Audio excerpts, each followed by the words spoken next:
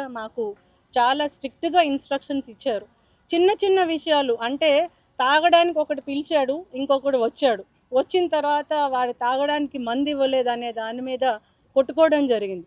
కొట్టుకుంటే మధ్యలో ఆ స్కఫ్లో ఆ గొడవని కంట్రోల్ చేయడానికి 4-5 పెద్ద మనుషులు వస్తే వాళ్ళు కూడా చేయి చేసుకొని వాళ్ళందరూ హాస్పిటల్కి వెళ్ళే పరిస్థితి వచ్చింది. అట్లానే ఏదో మాట వచ్చి తాగేసిన బీర్ బాటిల్ తోటి గొంతు మీద దాడి చేయడం అనేది అది చిన్న దాడి అయినప్పటికీ కూడా దాన్ని చాలా గట్టిగా చూడాలి అనేది సిపి గారు ఇచ్చినటువంటి ఆదేశాలు. నైట్ టైం ఇట్లాంటి యాక్టివిటీస్ చిన్న విషయాల్లో ఫ్లేరప్ అయ్యి అది పెద్ద విషయాలుగా లా అండ్ ఆర్డర్కి భంగం కలిగించే విధంగా ఉండకూడదు అనేది మా దృష్టికి రీసెంట్గా వచ్చినటువంటి అంశాలు. దాని మీద సిపి గారు డైలీ సెల్ కాన్ఫరెన్స్లో కానీ డైలీ రివ్యూ చేసేటప్పుడు కానీ చాలా గట్టిగా ఇన్స్ట్రక్షన్స్ ఇవ్వడం జరిగింది.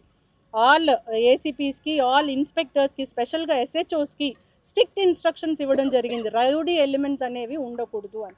సో మా నోటీస్కి వచ్చిన అంశాలు ఇవి. చిన్న ఇష్యూస్లో పెద్ద గొడవలాగా అది ఫ్లేరప్ అవ్వడం, బయటికి అది పబ్లిక్లో ఆ ఆస్పెక్ట్ని బ్లేడ్ బ్యాచ్ అని, గంజా బ్యాచ్ అని దానికి వేరే వేరే పదాలు జోడించడం, అలాగా అది సర్క్యులేట్ అవ్వడం జరిగింది.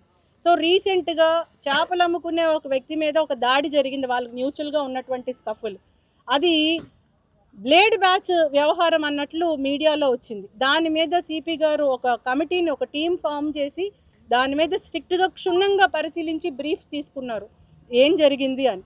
సో ఇట్లాంటి అంశాలు రీసెంట్గా వచ్చినాయి కాబట్టి ఈ కార్డినెన్స్ సర్చ్ ఆపరేషన్స్ అనేవి కంటిన్యూ అవుతాయి.